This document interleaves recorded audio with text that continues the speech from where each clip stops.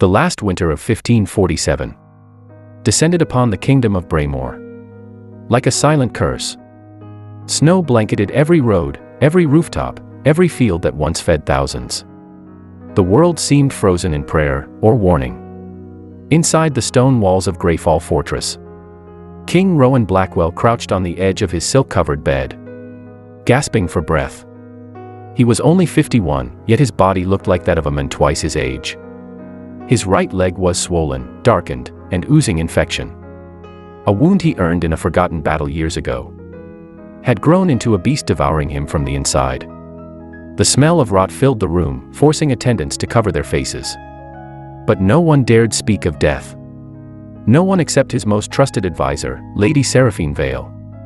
She stood beside the bed, her cloak dusted with snowflakes melting into dark stains. Her voice was calm, too calm for a woman watching a king fall apart.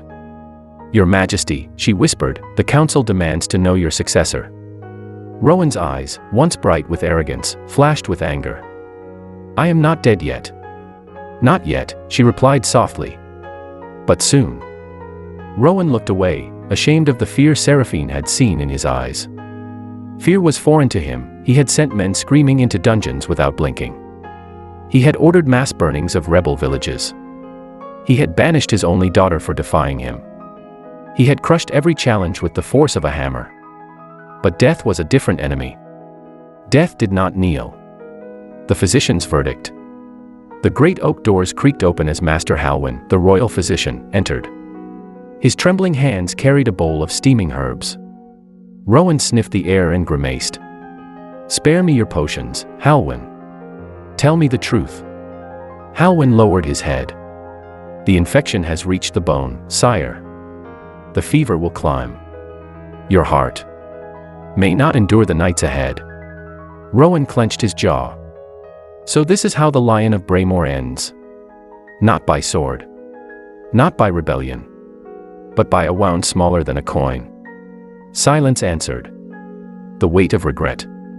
Snow hammered the fortress windows while Rowan drifted between past and present. His memories played like scenes from a tragedy. The villages he burned to display power. The generals he betrayed for disagreeing. Princess Alaina, his daughter, crying as guards dragged her away because she questioned a war he wanted. He had never regretted his choices. Until now. "Seraphine," Rowan whispered. "Tell me the truth. Was I a good king?" Seraphine remained silent for a moment. Then she said softly, "You were a strong king. But sometimes, strength becomes cruelty." Rowan closed his eyes.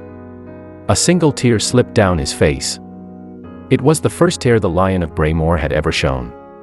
"Call the scribe," Rowan said with a weak voice. Seraphine stepped closer. "No. Tell me yourself. I will write your final decree." Rowan lifted his trembling hand and held her wrist. "Find my daughter." Seraphine froze. "Princess Alaina is far away. She cannot reach you in time." Rowan's voice shook as he spoke. "Then write this. Tell her I was wrong. Tell her the kingdom is hers. Not because she is my blood, but because she is everything I failed to be." Seraphine nodded, her voice breaking. "I will deliver every word myself." Rowan took a painful breath and warned the council. "My last order is peace. If they resist, remind them that even in death, the lion still has teeth." Outside, the storm grew louder. The wind slammed against the fortress walls. Halwyn lit candles, but their flames shook as if afraid. Rowan grew weaker with every passing minute. His chest rose and fell unevenly. He held Seraphine's hand tightly. "Seraphine," he whispered, "do you think the gods forgive us?" She answered with a heavy heart. "They forgive us only when we learn from our mistakes before it is too late." Rowan opened his eyes one last time. "Then I pray they watch tonight." His breathing slowed.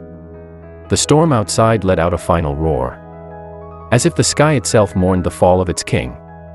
Then, with a soft breath, Rowan Blackwell, the Lion of Braemore, died. The moment he passed, the storm began to fade. Snow that once fell violently now drifted gently toward the ground. Seraphine placed a royal shroud over the king and turned to Halwyn. Send word. The king is dead. Halwyn bowed with tears in his eyes. Prepare a rider, Seraphine added. Princess Alaina must receive her father's final message. She looked at Rowan's still body. A man who ruled through fear. A king made of iron and cold judgment. A father who learned too late that love lasts longer than power. A single candle flickered beside him, lighting his silent face with a soft glow. May your soul find the peace, Seraphine whispered. That your kingdom never did. Outside, dawn began to rise. The snow melted slowly, drop by drop. A reminder that winter, no matter how powerful, always ends. Just as every king must.